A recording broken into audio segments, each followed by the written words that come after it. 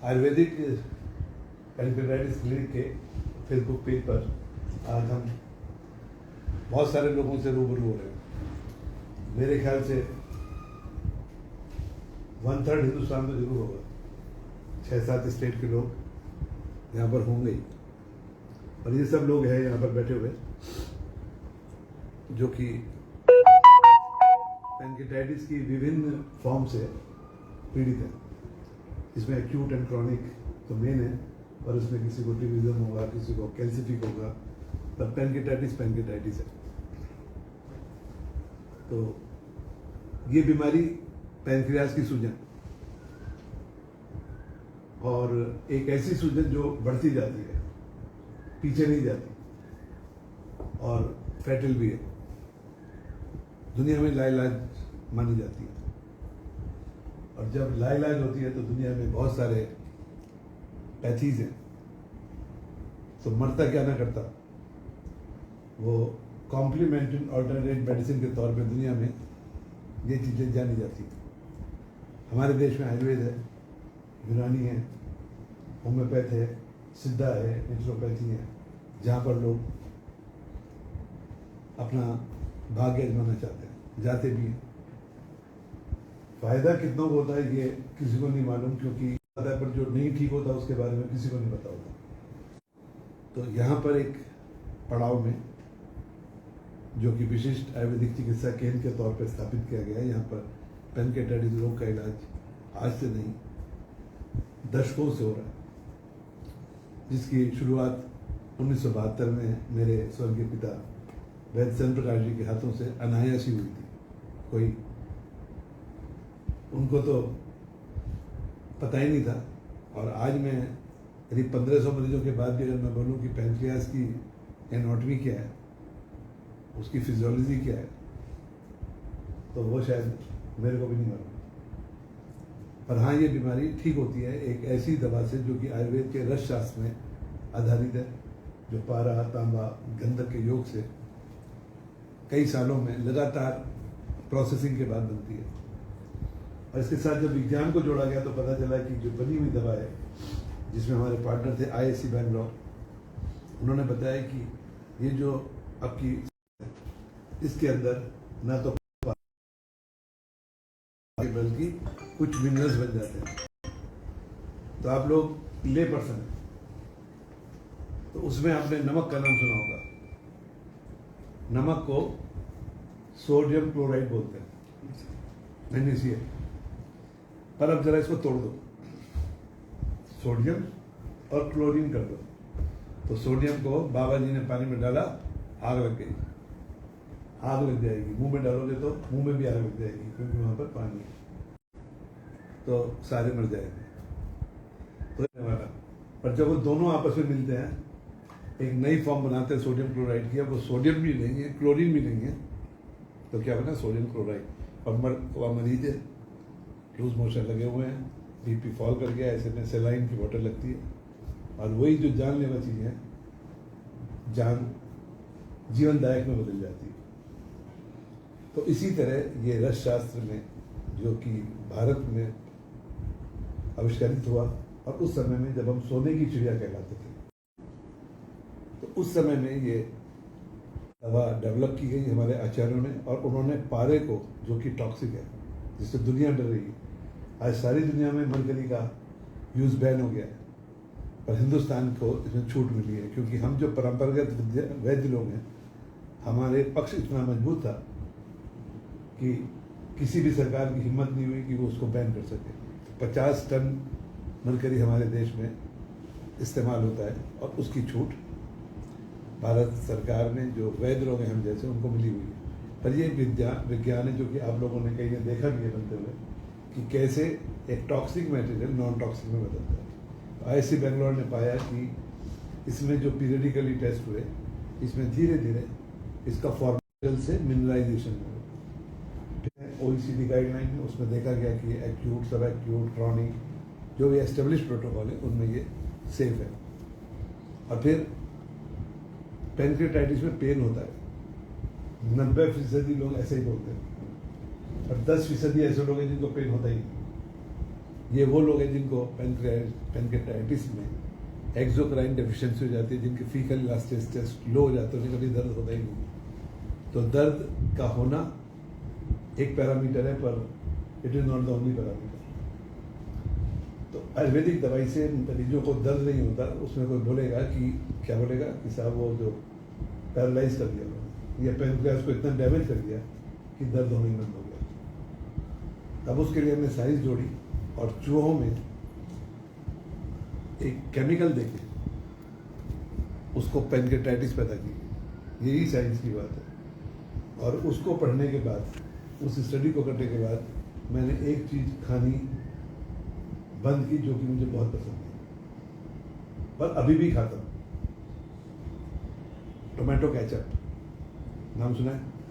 बहुत अच्छी लगती है। आमलेट के साथ मिले तो पूरी बोतल खा जाओ, आमलेट खत्म नहीं होगा, केचप खत्म हो जाएगी। उसमें एक केमिकल मिलता है एलार्जिन, एल-एलार्जिन। बहुत सारे लोग जिम जाते हैं, वहाँ पे भी एल-एलार्जिन दी जाती है। तो हमने चूहों को जो पैनक्रेटाइटिस पैदा की, उसके लिए कौन सा केमिकल इस्तेमाल किया गया? एल-एलार्जिन। सिर्फ पीटिए, क्योंकि मेरे को भी केचप बहुत पसंद है, उसके बगैर खाने नहीं खाता। रोटी पे मिल जाए, चावल पे मिल जाए और आमलेट मिल जाए तो फिर तो कहने ही क्या, सैंडविच मिल जाए और डालो और डालो और डालो, पिज़्ज़ा पे डलती है खूब सारी वो। अब क्या करते हैं, हम टमाटर लाते हैं, हम टमाटर ला के ताज़ी घर में बनाते हैं, बच्ची ताज़ी सॉस बना के देती है, वो 2 दिन चलती, कोई बात नहीं, फिर टमाटर लाए फिर बना के खाए। तो स्वाद अपनी जगह बरकरार है, पर हमने केमिकल को ख़त्म कर दिया। अब आप सब सोचेंगे यार हम तो सारे सॉस खाने वाले हैं। तो जो चूहों की सेल में पैदा कर सकती है वो हमारे को भी तो करेगी। तो ऐसी बहुत सारी चीज़ें हैं जो कि हमारी बॉडी में करती है। तो हमने चूहों को, अब मैं तो साइंटिस्ट हूँ नहीं, हमने तो अपनी डोज बताई, केमिकल भेजा और वो भी कोडेड था। तो उसमें दिया गया कि चूहों को जब ये दी गई तो एक पर्टिकुलर डोज पे, कम थी या ज़्यादा थी, उस पर इसमें पैनक्रेटाइटिस प्रोटेक्टिव प्रॉपर्टी नहीं पाई गई, पर इसके अंदर एक पर्टिकुलर डोज पर पैनक्रेटाइटिस प्रोटेक्टिव प्रॉपर्टीज पाई गई। तो आपने देखा होगा जब आप लोग आते हैं, मैं वजन पूछता हूँ, वजन पूछने के बाद कितने mg करके मैं बताता हूँ, क्योंकि थोड़ी सी जानकारी मिली। कोई भी ऐसी दवा नहीं है दुनिया में जो इसके अंदर पैनक्रेटाइटिस प्रोटेक्टिव प्रॉपर्टीज हों। और जो स्टडी हुई थी वो हुई थी प्रेडनिसोलोन के साथ, जो कि एलोपैथी में स्टेरॉइड कहलाती है, स्टेरॉइड एंटी इन्फ्लेमेटरी है। तो जिन चूहों को दवा दी गई 21 दिन में, तो अमर खा के तो चूहे जिंदा भी हुए, पैनक्रेटाइटिस प्रोटेक्टिव प्रॉपर्टीज हुई, पर प्रेडनिसोलोन ग्रुप में कोई भी चूहा जिंदा ही नहीं बचा, सब मर गए। तो प्रोटेक्टिव प्रॉपर्टीज की छोड़ के वो मर गए। आप आँख खोलो, आप किटी भी मत बनो, उसको दोबारा करो। तो मैंने उस सर्विस को दोबारा किया। थोड़ा पैसा लगता है क्योंकि मुझे रिसर्च के लिए कोई पैसा नहीं देता। इलाज से ठीक होते हैं तो उसमें डिस्काउंट मांगने वाले आते हैं, बख्शीश देने वाले, या वैद्य आपकी रिसर्च में हम कंट्रीब्यूट करें, इसमें कोई लोग नहीं आते। तो मेरे पास जो सीमित साधन है, मैंने उसको दोबारा स्टडीज को कराया और दोबारा स्टडीज में हमने पाया, फिर वही पाया कि ये दवा पैनक्रेटाइटिस प्रोटेक्टिव प्रॉपर्टीज रखती है। तो हमारे पास अब क्या हो गया कि साहब इसमें केमिकली फ्री मेटल नहीं है, एनिमल मॉडल में ये सेफ है, और तीसरा इसके अंदर साइंटिफिकली पैनक्रेटाइटिस प्रोटेक्टिव प्रॉपर्टीज है। और इसके साथ हमारे पास अब हजारों मरीजों का जमावड़ा धीरे धीरे धीरे देश के विभिन्न कोनों से आ रहे हैं। कोई शराब पिए हुए आ रहे हैं, कोई टोपियों का खाए हुए आ रहा है, और किसी ने कुछ नहीं खाया। मासूम बच्चे भी हैं, आदमी भी हैं, और ज़्यादातर जवान लड़के। तो वो जानकारी उनको मिली। पर ये बीमारी जब होती है तो एक ट्रॉमा है, क्योंकि गूगल के ज़माने में या डॉक्टर्स जो हैं इसके बारे में ठीक से जानकारी नहीं दे पाते, क्योंकि उनको पता है कि बोलने के लिए कुछ नहीं। कहते हैं आप एंजाइम्स खाते रहिए, अभी तो ठीक हो गए। जब दोबारा होता है तो कहते हैं भाई ये ठीक तो होती नहीं, दोबारा होती है। आप एंजाइम खाते रहो, दूध बंद कर दो, चावल ये बंद कर दो, पनीर बंद कर दो, मीट खाना बंद कर दो। डाइट इंपॉर्टेंट है, पर खाएं क्या? तो वजन कम होता जाता है। एक तरफ बीमारी अपनी जगह मौजूद है, उसका डर मौजूद है, खाना पीना बंद हो गया है, शरीर कमज़ोर होता जाता है, तो वो आदमी न मरता है न जीता है। तो पड़ाव में मेरे पास एक पेशेंट आया, वो 2014 के शुरू में आए थे, जयपुर के, बहुत ही ब्रिलियंट लड़के था वो, IIT का ग्रेजुएट और साइंटिफिक बेंट ऑफ माइंड। उसको पेनकिटाइटिस हो गई, तो पेनकिटाइटिस हो गई तो इलाज कराया। उससे पहले उसे भारत सरकार के विज्ञान एवं तकनीकी मंत्रालय से अवार्ड भी मिल चुका। तो अब पेनकिटाइटिस हो गई, दोबारा अटैक भी हो गया। इसी बीच में मेरे जानकारी उनको लगी, तो समझ में नहीं आया कि कैसे ठीक हो रही है। बहुत ही स्केप्टिकल आदमी थे वो विश्वास कर भी पा रहे थे, नहीं भी कर पा रहे थे। तो दिल्ली में एक के घर गए, दूसरे के घर गए, तीसरे के घर गए, और आखिर में बाप बेटे जयपुर से मेरे से मिलने आए थे। इलाज कराने नहीं आए, मतलब खुद मिल के आता, मिल के आए। और खैर साइंस का आदमी था तो मुझे भी अच्छा लगा। उसके साथ ट्रेजडी क्या हुई कि जब वो थोड़ा ठीक हो गया, उसकी कॉमनवेल्थ में एक स्कॉलरशिप के तहत जर्मनी में उसका एडमिशन हुआ। 1-1.5 साल से ठीक था, तो चले गए। पिताजी ने एक बॉन्ड भरा उनके लिए कि आपने बीच में छोड़ा तो इतना पैसा देना पड़ेगा, आने जाने का खर्चा खुद करना पड़ेगा। तो रेलवे के वो अधिकारी थे, रिटायरमेंट की एज पे थे, किसी तरह वो पैसा उन्होंने दिया, और वहाँ जाने के 9 महीने बाद उसको अटैक आ गया। अब विदेशों में जाके बीमार पड़ना कोई आसान तो होता नहीं, तो दिमागी तौर से परेशान, शरीर से परेशान, जितना पैसा उन्होंने देना था सब दे दिया, और हो गया मामला खराब। और उसके बावजूद भी वो आंख नीच के कहीं नहीं जाना चाहते। क्या वो आए, और आज वो कर्नाटका स्टेट में एक IFS है। He was an IAS aspirant. मैंने कहा तुम IAS तो बनो, पर जंगल के बनो। बोले जी क्यों? मैंने कहा जो शहर का IAS होता है वो बंदर होता है, बिल्कुल उसे नचाने वाले पॉलिटिशियन होते हैं, वो खुद कुछ नहीं कर सकता। ऐसे आ जाओ, मंत्री जी आ रहे तो उधर चले जाओ, डेडलाइन तो इसके ऊपर इतना स्ट्रेस होगा। आप जंगल के IAS बनोगे तो राजा वहाँ भी हो, राजा यहाँ भी हो, पर वहाँ आराम से सो पाओगे, क्योंकि जंगल रात को जगता है और ऑफिसर सोता है, और चौकीदार आप सिस्टम बनाओगे तो यू डूइंग गुड जॉब। तो जब वो ठीक हो गया मेरे पास, तो मैंने उनसे पूछा कि आपको इस इलाज से क्या फ़ायदा हुआ? एक लाइन में बोलो, और वो लाइन मैं आज भी यूज़ करता हूँ। बोले भाई जी आपकी इलाज से सबसे पहले हमारा डर खत्म होता है। तो pancreatitis is no more a fear, is the punch line given by Pankaj.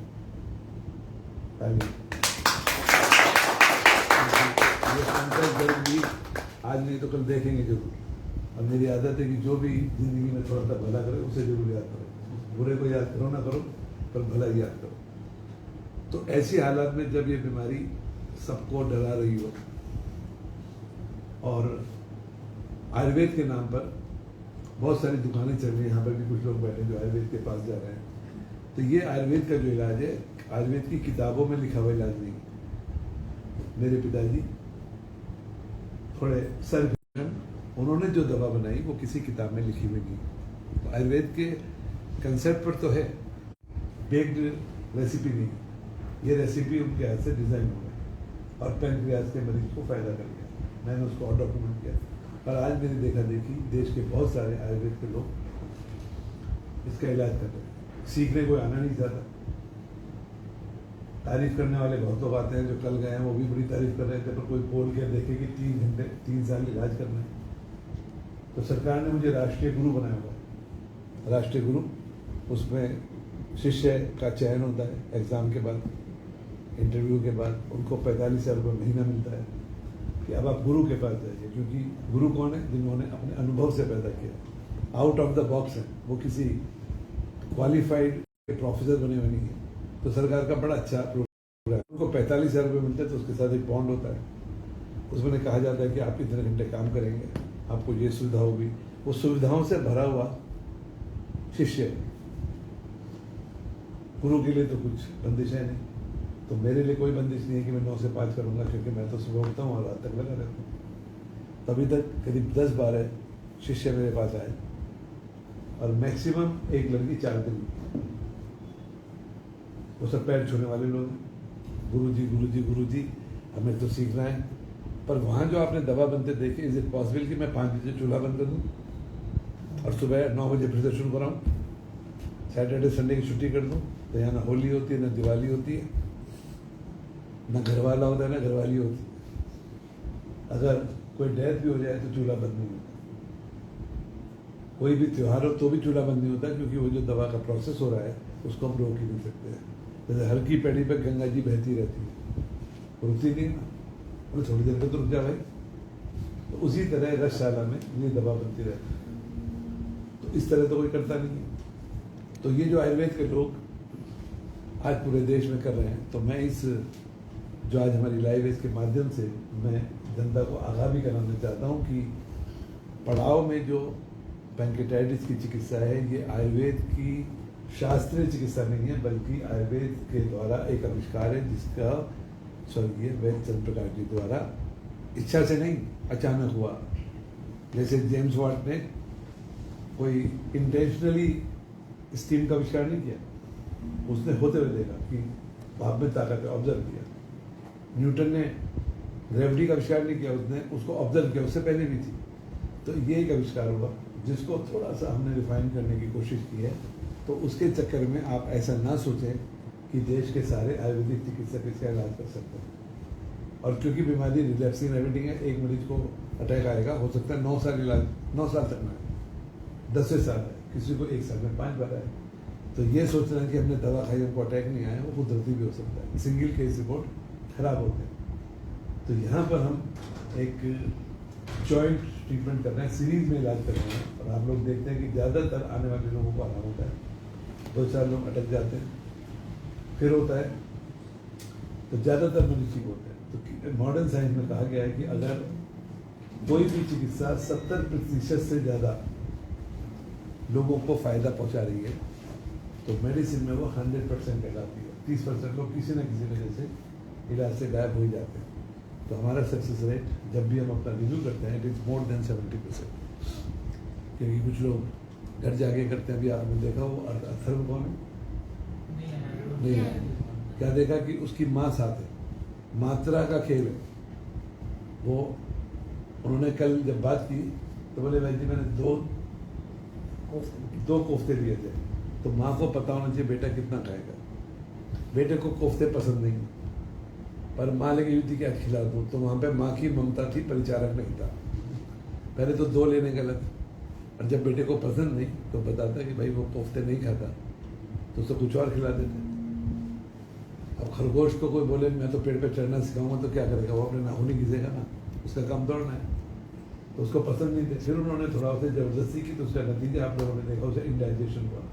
क्योंकि आपका पैंक्रियाज बहुत डेलिकेट स्टेट में। आप जब यहाँ पर आए थे तो आपकी बहुत सारी चीज़ें बंद थी, और उसे भी हजम करने के लिए आपको एंजाइम्स दिए जाते थे। यहाँ पर एक वैद्य आता है, वो पहले दिन कहता है एंजाइम को फेंक दो, और फिर आपको कुछ ऐसी चीज़ें खिलाना शुरू करता है कि आपको समझ में नहीं आता है। कोई सोचता है मैं पागल तो नहीं हूँ यार, ये खिला के मैं मार तो नहीं देगा। पर जब इतने सारे लोग होते हैं, वो सुनते हैं कि पुराने से और हमसे ऐसा होता है, तो ऐसे हालत में जब आपको ये चीज़ें खाने को मिल रही हैं, तो हम क्या कर रहे हैं यहाँ पर 21 दिन में आपको टाइम पर खिला रहे हैं, आपको मात्रा में खिला रहे हैं। पर हम आपके पेट के अंदर नहीं घुस सकते। आपके अंदर जो सबसे बेहतरीन होगा आपका अटेंडेंट होगा, वही आपको बता पाएगा। तो सावधानी हटी दुर्घटना घटी। बिल्कुल वही कहावत, ऐसा नहीं कि सड़क पर है, वो आपके पेट के अंदर ही है। पेट के अंदर भी एक सड़क है, तो उसको माता जी, माँ और माता में क्या फर्क है? जिसे मात्रा पसंद है। तो जिसको मात्रा अपने बच्चे की पता है, वो जैसे दूध की बोतल होती है ना, पूरी बोतल नहीं पिलाती एक बार में, थोड़ी थोड़ी देर में पिलाती है। बच्चा रोता रहता है तो भी उसे पता है इतना टाइम हुआ है। तो बिल्कुल हम वही काम कर रहे हैं। कई लोग कहते हैं भूख लगती है ना, कोई बात नहीं, मरोगे नहीं, अभी 2.5 घंटे में मिलेगा ना। तो लॉन्ग गैप ऑफ ईटिंग और सीख में। तो आज आप लोग जो आए हुए हैं, हम अब आप बारी बारी से क्या करेंगे कि आपसे कुछ पूछेंगे, क्योंकि ये एक कॉन्फिडेंस बिल्डिंग है। आप लोगों का तो हो गया, पर कुछ लोग बैठे हुए हैं, कुछ लोग 2 साल बाद आते हैं, कुछ लोग आ ही नहीं पाते हैं। तो हम इस फेसबुक लाइव के माध्यम से उनको मैसेज देना चाहते हैं कि पढ़ाओ, जहाँ पर एक आयुर्वेदिक चिकित्सा हो रही है, एक अनुभवजन्य है, डेटा बेस्ड है, और यहाँ पर जो ओपन ट्रांसपेरेंट ट्रीटमेंट है, सबको एक ही चीज़ खाने को मिलती है, जो आपको मिलती है मेरे को भी मिलती है, पर कई बार सारा खा जाते तो मेरे को मिलती नहीं है। किसी दिन पूछता हूँ समोसा बचा, पर लेकिन तुम्हारे सारे खत्म हो गए, तो अटेंडेंट ज़्यादा खींच जाते होंगे मरीजों की, तो लिमिट है। पर यहाँ कुछ अटेंडेंट ऐसे होते हैं ना, वो 2 तरफ से मार देते हैं काम, तो फिर मेरी छुट्टी हो जाती है। तो आपने जो चीज़ें आप रखाई हैं, तो आपसे ये बारी बारी से ये आपके पास आके पूछेंगी, आप बोलेंगे मैं कौन हूँ, आप अपना नाम बताएंगे, कहाँ से हो ये बताएंगे, यहाँ पर क्यों आए हो, तो जाहिर है आपकी बीमारी जो थी आप खुद बताएंगे, और फिर आपने यहाँ पर आके ऐसी कौन सी चीज़ खाई जो आपको मजे की लगी, और कितने दिन बाद खाई, जो आप जिसके लिए कर रहे थे।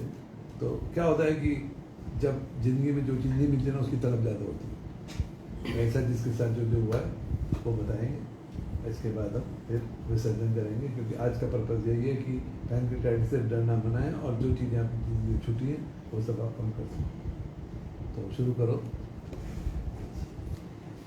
मेरा नाम आरव जोशी है, मैं उड़ीसा भुवनेश्वर से हूँ। मैं यहाँ पर पैंक्रेटाइटिस से पीड़ित हूँ, इसलिए यहाँ पर पड़ाव में आया हूँ। और यहाँ पर मुझे पहले घर में मैं पकौड़ी वाली कढ़ी नहीं खा पाता था, यहाँ पर मैं पकौड़ी वाली कढ़ी खा पाता हूँ, वो भी 1-2 साल बाद। इसलिए यहाँ पर मुझे बहुत अच्छा लग रहा है। मुझे यहाँ पर अच्छा लग रहा है क्योंकि ये लोग सब खाने देते हैं हम लोग को। यहाँ पर मुझे मेरा तबीयत भी ठीक लग रहा है, बहुत अच्छा लग रहा है। दही बड़े का तो भूल गया तुम? हाँ, दही बल्ले भी यहाँ पर मैं 1-2 साल बाद खा रहा हूँ। उसी तो क्रॉप अप हुआ है। चलो उठ जाओ, इनके पास कौन जाओ इनके। हेलो एवरीवन, मेरा नाम गर्वित है और मैं टोरंटो कनाडा से आया हूँ, स्पेशली वेजिक इंस्टीट्यूट में। मेरे को प्रॉब्लम जो है उसको बोलते हैं हम क्रॉनिक कैल्सिफिक पैंक्रेटाइटिस। और खाने की अगर बात करें तो मैंने काफ़ी 3-4 महीने बाद मैंने पनीर खाया है यहाँ पे। और पनीर तो छोड़ो, मतलब मैं दूध भी अगर पीता था ना तो मेरे को अगले दिन यहाँ पेन हो जाता था दूध से भी। तो पनीर बहुत दूर की बात है। पकोड़े, जैसे हमने पकौड़ियाँ खाई, रेगुलरली खाते रहते हैं, तो लेकिन ये कोई पेड प्रमोशन नहीं है, ये सच्चाई है, जो बिल्कुल सच है ये। मतलब मैं कनाडा में बैठ के ये सोचता था कि हो सकता है कि क्योंकि इंडिया में जब आप बाहर से होते हो ना तो बहुत बहुत मुश्किल होता है सोचना कि वहाँ पे क्या हो रहा है, कुछ पता नहीं है। और ऐसी हालत में मैं जब फ्लाइट में आया तो मेरे को पेन था, मैं पेन की मेडिकेशंस लेके आया था, मैं पहले ही ले लेता था ताकि मेरे को पेन ना उठ जाए। और जो पैंक्रेटाइटिस से सफ़र कर रहे हैं उन्हीं को पता है कि हम लोगों को कितना पेन होता है, मतलब ये पेन अनइमेजिनेबल है। तो आई वुड से कि अभी तक टू सून टू से है। क्या खाया? पनीर। कितने दिन बाद खाया? 4 महीने बाद। दही बल्ले खाए? दही बल्ले खाए, दूध रोज पी रहा दही हूँ। बल्ले कितने दिन बाद खाए? दही बल्ले साल बाद ही खाए होंगे, मतलब ऐसे। असली चीज वो बोलो ना, तो हाँ। साल भर बाद खाए। Thank you. मेरा नाम अमित पवार है और मैं मुंबई से हूँ। मुझे पिछले 9 सालों से पैंक्रेटाइटिस की बीमारी है और अभी क्रोनिक कैल्सिफिकेशन हुआ है मुझे। तो अभी यहाँ आके मतलब पहले तो मैं मतलब डेयरी प्रोडक्ट्स कुछ भी खा नहीं पाता था, जैसे पनीर या दही बड़े या और कुछ भी। तो अभी इधर आने के बाद अभी 19 दिन हो चुके हैं इधर, और मुझे एकदम बहुत ही अच्छा लग रहा है यहाँ आके। और मैं ये सब सारी चीज़ें जैसे कि पनीर और डेयरी प्रोडक्ट सब खा पा रहा हूँ और बहुत ही अच्छा लग रहा है। ये जो है हाय, मैं प्रशांत। तेलुगु में बोलना तुम। हाय, मैं प्रशांत, मैं झारखंड धनबाद से आया हूँ। मुझे एक क्रोनिक पैंक्रेटाइटिस है। मैं 4 साल बाद घी के आइटम खा पाया हूँ यहाँ आके। मुझे यहाँ आके अच्छा लग रहा है। Very good.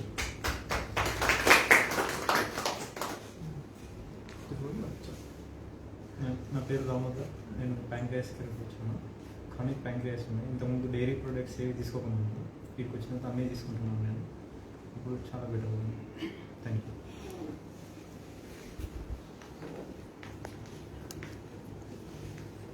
मेरा नाम गुरकमल सिंह है, पंजाब से आया हूँ।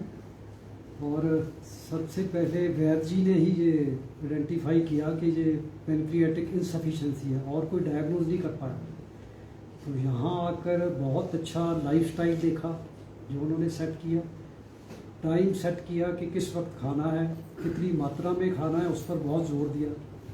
और यहाँ जो चीज़ें अवेलेबल हुई खाने को, वो उनमें से कुछ ऐसी हैं जो हमने साल 2 साल बाद खाई। वो दही भल्ले भी हैं और वो इडली भी है जो हम रूटीन में नहीं लेते। लेकिन अब जो वेट लॉस था मेरा, जो पहले पिछले 1 साल में 5 किलो हुआ था, वो जहाँ 20 दिन में ही स्टेबल हो गया है, कम होना बंद हो गया है। Very good. और आने वाले समय में मुझे बहुत उम्मीद है कि ये बढ़ेगा। तुम जानते हो सबको करो अपने। मेरा नाम सुशील सुधा है, मैं जम्मू कश्मीर से हूँ और पिछले 9 साल से मेरे को क्रोनिक पेनक्रियाटाइटिस है और कुछ चीज़ें बिल्कुल मेरी बंद हो गई थी, जो कि मैंने 2 साल बाद लगभग दूध, दही, पनीर ये सब खाना स्टार्ट किया यहाँ आके और अच्छा लग रहा है काफ़ी। Thank you. मेरा नाम दीपंकर चक्रवर्ती है, मैं दीघा वेस्ट बंगाल से आया हूँ। पिछले 3.5 साल से मेरा नेक्रोटाइजिंग पैंक्रेटाइटिस है। मैं 2011 के ऑपरेशन के बाद से डेयरी प्रोडक्ट सब बंद कर दिया था। कभी कभी थोड़ा बहुत लेता भी था तो उसको डाइजेस्ट नहीं कर पा रहा था। मेरा वेट लॉस भी 32 kg हुआ है, लेकिन इधर आके 15 दिन के बाद थोड़ी अच्छी फील कर रहा हूँ। नमस्ते। हाय, मेरा नाम अश्विनी कुमार, मैं बीकानेर राजस्थान से हूँ और 4 साल से क्रोनिक पैनक्रियाटाइटिस से पीड़ित हूँ। काफ़ी समय से तो कुछ खा ही नहीं पा रहा था। 7 महीने में तो कुछ भी नहीं खा पाया, सिर्फ जूस के अलावा। सबसे बड़ी बात कि मैंने यहाँ पे क्या खाया, मैंने 7 महीने बाद में यहाँ पे रोटी खाई। वाह मेरे लिए वाह वाह। सबसे बड़ी बात है कि मैं रोटी और सब्जी खा पाया, वो मैंने 7 महीने के बाद में खाई। मेरा वेट लूज बहुत ज़्यादा हुआ, 50 kg प्लस वेट लूज हुआ मेरा पिछले 4 साल में। मैं 100 प्लस था, अभी मेरा वेट 48 kg। अभी मेरा वेट यहाँ पे आने के बाद में एक बार स्टेबल हुआ है और मैं ये देखता हूँ कि जल्दी ये बढ़ेगा। जैसा कि वेद जी ने बताया कि हम डेयरी प्रोडक्ट बिल्कुल नहीं खा पा रहे थे, डर लगता था। जैसा वेद जी ने बताया कि यहाँ पे आता है जो पहली बार, वो ये सोचता है कि ये वेद जी क्या खिला रहे हैं। वैसे ही मैंने भी सोचा कि वेद जी कह रहे हैं कि दूध पी लो, दही खा लो, ये सब तो एकदम हमारे लिए प्रोहिबिटेड था। डॉक्टर लोग जितने भी थे उन्होंने यही बोला कि साहब आपको कुछ भी नहीं खाना। लेकिन यहाँ आने के बाद में सब कुछ खा पा रहे हैं, सब कुछ जो हम सोच भी नहीं सकते थे, हमारी कल्पना से भी बाहर है और बहुत मजा आता है। धन्यवाद।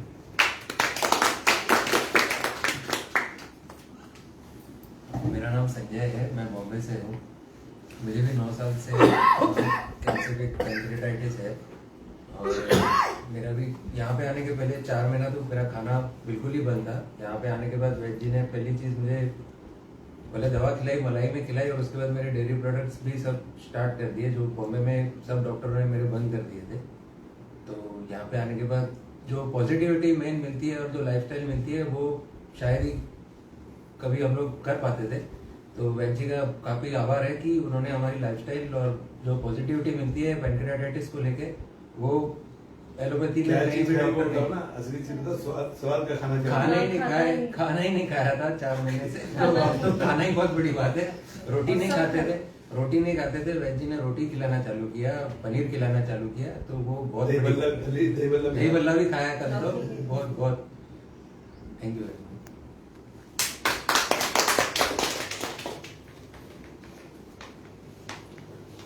मेरा नाम अंकित है, मैं यूपी शामली से आया हूँ। मुझे क्रोनिक पैनक्रियाटाइटिस है। मैंने यहाँ पे आके 4 महीने में पनीर खाया, मुझे बहुत अच्छा लगा। हेलो एवरीवन, मेरा नाम कपिल मेहरा है। मैं जबलपुर मध्य प्रदेश का रहने वाला हूँ। पिछले 4 साल से मैं क्रोनिक पैंक्रेटाइटिस का पेशेंट हूँ। बट यहाँ आके मैंने डेयरी प्रोडक्ट्स, आलू टिक्की, दही भल्ले, ये मतलब मैं सोच भी नहीं पा रहा था। बट पिछले 1.5-2 साल से खाए भी नहीं थे, तो यहाँ के खाए, बहुत अच्छा लगा। Very good. Hi, myself Shakul Hamid. I'm aged about 33 years. I'm from Tamil Nadu. I have suffered from this disease from 2016, chronic calcific pancreatitis. During the treatment, I have taken daily ultrasons, everyday ultrasons, pain enzymes tablets for digesting the normal diet. So when I came here, today is my 6th day of residential treatment, 21 days treatment. When I came here, Vaidiji was asking me in the first day, will you eat malai, doodh? I said never. Never eat. During the entire 6 years of this disease, I have completely, doctors was avoided this milk, ghee, sugar items, everything.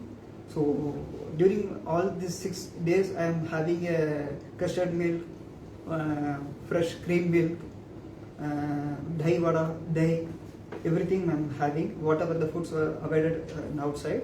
So I am blessed with here. So if anyone asks what you have done a great achievement in your life, definitely I will say taking the treatment at Pado is my lifetime achievement. Very good. Hello नमस्ते, मी विनायक पाटील महाराष्ट्रातून आलो, सांगली जिल्ह्यातून. मी पहिलं इथं आलो त्या टायमाला पहिला pen होता मला.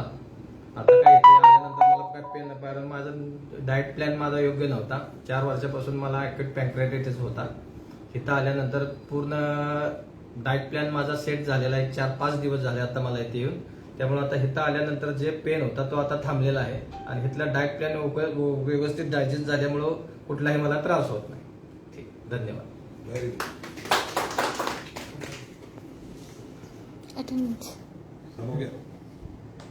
तो ये था आज का रोगी वैद्य संवाद परिचर्चा, जिसमें हम आपस में बैठते हैं और यहाँ पर सभी लोग अपने अपने अनुभवों को शेयर करते हैं और इससे लोगों के अंदर परस्पर, क्योंकि आपने देखा वो तमिलनाडु से है, कोई आंध्रा से है, कोई महाराष्ट्र से है, पंजाब से है, यूपी से है, तो डिफरेंट रेस है.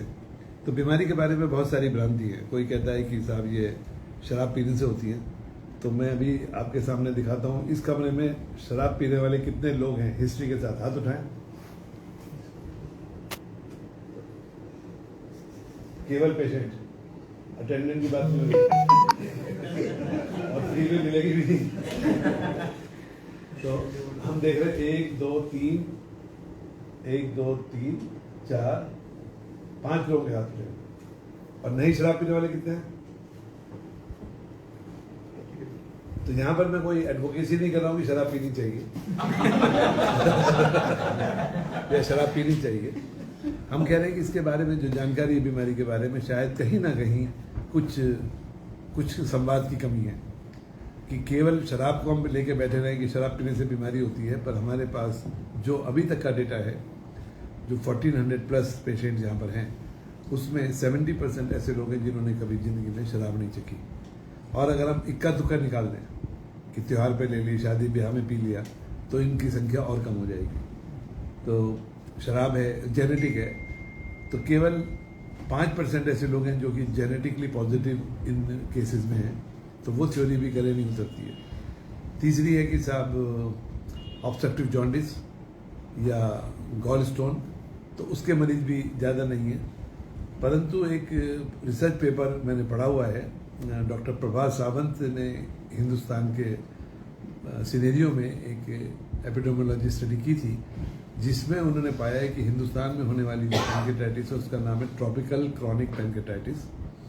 और उन्होंने जो रीज़न पाया, protein mall nutrition and mineral deficiency.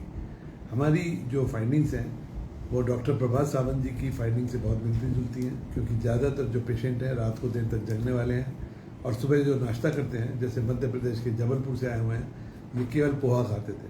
तो पोहा कोई बुरी चीज़ नहीं है, पर मैं बोलता हूँ कि तुम केवल कमीज पहन के निकलते थे, पैंट पहनते ही नहीं थे. आपको कार्बोहाइड्रेट के साथ प्रोटीन भी चाहिए. तो हमारे जो परंपरागत भोजन थे उनमें, और जो चाहे इंटरनेशनल हो चाहे नेशनल हो, उन सब में स्टार्च एंड प्रोटीन या कार्बोहाइड्रेट एंड प्रोटीन का वर्णन है. जैसे उड़द की दाल की कचौड़ी और आलू की सब्जी तो चल जाएगी, परंतु वही पूड़ी की, गेहूं की पूड़ी और आलू की सब्जी विरुद्ध हो जाएगी, क्योंकि यहाँ पर प्रोटीन और कार्बोहाइड्रेट का कॉम्बिनेशन नहीं हुआ है. दाल भात, स्टार्च एंड प्रोटीन. अब बंगाल से लोग बैठे हैं, माची झोल, तो उधर से स्टार्च है, फिर प्रोटीन है.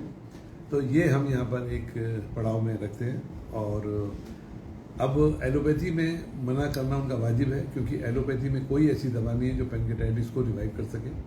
तो इसलिए वो अगर डेयरी प्रोडक्ट बंद करते हैं तो मैं उनकी बात से सहमत होऊंगा, क्योंकि मेरे पास अगर ये आयुर्वेदिक की वंडर दवा जो मेरे पिताजी ने बनाई थी, अगर वो नहीं होती तो इनमें से कोई भी मरीज इन चीज़ों को नहीं खा पा सकता। तो हम इस आज के संवाद के द्वारा कहना चाहते हैं कि पैनकेटाइटिस एक बीमारी है घातक, परंतु उसे डरने की जरूरत नहीं है। और आज तक के हमारे पास जो जानकारी है उसमें हम कह सकते हैं कि अगर आप अपने खान पान को, रहन सहन को और इन दवाइयों को लेंगे तो आप पैनकेटाइटिस से हमेशा के लिए रोग मुक्त हो सकते हो। पूर्णतया संतुलित आहार और मानसिक और शारीरिक विश्राम और इन दवाइयों से करीब 98% पेशेंट 1 साल के इलाज के बाद बिल्कुल ठीक हो जाते हैं। हाँ, उसके बाद भी जैसे आपकी गाड़ी ठीक हो जाए तो उसके बाद भी आपको traffic rule, driving rule follow करने पड़ते हैं। उसी तरह शरीर की रक्षा के लिए हमें कुछ, चाहे वो डोमिनोज, चाहे वो मोमोज हो, क्योंकि मैं आपकी तारीफ में नहीं बोलूँगा, पर हाँ कुछ चीज़ें मैं नहीं बोलूँगा हमेशा के लिए खाने के लिए, जैसे दोबारा गर्म किया हुआ खाना। हम जो भी लोग इस कमरे में बैठे हैं किसी भी उम्र में, अगर किसी को एक बात 2 बार बोली जाए तो चिढ़ जाता है ना वो, कि मैं बहरा हूँ क्या, सुनाई नहीं देता है क्या, चाहे छोटा बच्चा हो चाहे बड़ा हो, उस समय वो थोड़ी देर के लिए उबल जाता है। तो इसके ऊपर भी साइंटिफिक स्टडीज़ हैं कि प्रोटीन नाइट्राइट में बदल जाएगा, एसिटिलीन में बदल जाएगा। तो एक तो वो यहाँ का पड़ाव का थंब रूल है कि दोबारा गर्म किया हुआ खाना किसी समय नहीं खाना है, और सब कुछ छोड़कर भोजन करना है, टाइम पर खाना है। तेल जब गर्म हो तभी आप पूड़ी तलोगे तो पूड़ी बनेगी, ठंडे तेल में आप तेल को भी खराब करोगे, पूड़ी को भी खराब करोगे। हम सब जो जीवन पैदा होते हैं, हम सब पैदा क्यों हैं कि अपने शरीर की रक्षा के लिए हुए हैं। शरीर की रक्षा क्यों करते हैं कि हम काम धाम करें, पैसा कमाएं। पैसा कमा के हम सोचते हैं कि कंफर्ट लिविंग करें, परंतु इस शरीर को थोड़ा सा समय सबको देना है। तो यहाँ तो खैर बीमार होकर आए हैं, पर जब आप तंदुरुस्त हैं तो थोड़ा समय कम से कम खाने के लिए तो दीजिए, सब कुछ छोड़कर खाना कर लीजिए। 5 मिनट में कोई आफत नहीं आ जाएगी। हाँ, कुछ पेशे ऐसे हैं जहाँ पर बहुत ही ज़रूरत होती है, पर उनको भी हद तक करना है, क्योंकि जो लोग बीमार हो चुके हैं उनको बीमारी दोबारा आने की संभावनाएं रहेंगी। और तीसरी बात कि ये जो चिकित्सा है ये अनुभव सिद्ध है, इसके ऊपर जो अपेक्षित विज्ञान मिलना चाहिए था वो हमको इस देश में नहीं मिला है। जबकि हमारे प्रधानमंत्री जी भी एक स्लोगन देते हैं, जय जवान, जय विज्ञान, जय किसान और जय अनुसंधान। तो बात तो अनुसंधान की होती है, परंतु जब आप यहाँ पर बैठे हैं तो इस जगह पर कौन नहीं आया। अभी आप लोगों को एक किताब हमने रिलीज़ की थी 1111 मरीजों की, तो मैंने उसको रिलीज़ करने के लिए नीति आयोग के उपाध्यक्ष को बुलाया था। नीति आयोग जो कि प्रधानमंत्री के पास है, वो दिल्ली से आए, यहाँ देखा, बड़ा अच्छा वो मेरी जो विस्तृत डायरी उसमें लिख के भी गए। और मैंने उनको बुलाने के पीछे उद्देश्य यही था कि मेरी आवाज़ वहाँ तक पहुँचे। तो जिस तखत पर मेरे पिताजी की फ़ोटो लगी हुई है वहाँ पर वो आके बैठे। तो मैं अपनी तरफ से भरसक प्रयत्न करता हूँ कि मैं सरकार तक अपनी बात को पहुँचाऊँ, तो सरकार तक बात पहुँची हुई भी है। और परंतु इसको जो अपेक्षित वैज्ञानिक की सपोर्ट सरकार से मिलनी चाहिए या समाज से मिलनी चाहिए, नहीं मिलती है। परंतु हम इस काम को अपनी ताकत के साथ करते चले जा रहे हैं। तो पड़ाव एक पैनकेटाइटिस की चिकित्सा के लिए एक ट्रस्टवर्दी नेम है। और यहाँ जितने भी लोग बैठे हैं इस कमरे में, अगर आप देखें चारों तरफ, तो ये सब अलग अलग वेशभूषा में बैठे हैं, अलग अलग राज्य से हैं, अलग अलग स्थान से हैं। तो ये सब अपने दिल की बात बोल रहे हैं। तो इन सब की सेहत के लिए मेरी आशीर्वाद है इनको, और मेरी शुभकामनाएं हैं कि मेरे पास जब दोबारा आएँ तो एक मरीज की हैसियत से ना आए, क्योंकि जो मरीज की हैसियत से आएगा वो मेरे को बिल्कुल पसंद नहीं होगा। परंतु आप पड़ाव परिवार के एक अभिन्न सदस्य के तौर पर हमेशा के लिए यहाँ पर आते रहे, जाते रहे। और पड़ाव का जो मैसेज है लोगों को तंदुरुस्त करने का और तंदुरुस्त रहने का, क्योंकि आपको ठीक करना ही मेरा उद्देश्य नहीं है, आप उसके बाद कभी बीमार ना पड़े। और ये पड़ाव की एक खासियत है कि यहाँ पर आने के बाद फिर शायद आप जुकाम को भी भूल जाएंगे कि जुकाम भी कोई चीज़ होती है, क्योंकि ये इम्यूनोमॉड्यूलेटरी ना हो और एलर्जीज किसी बीमारी से नहीं होते हैं। इन्हीं शब्दों के साथ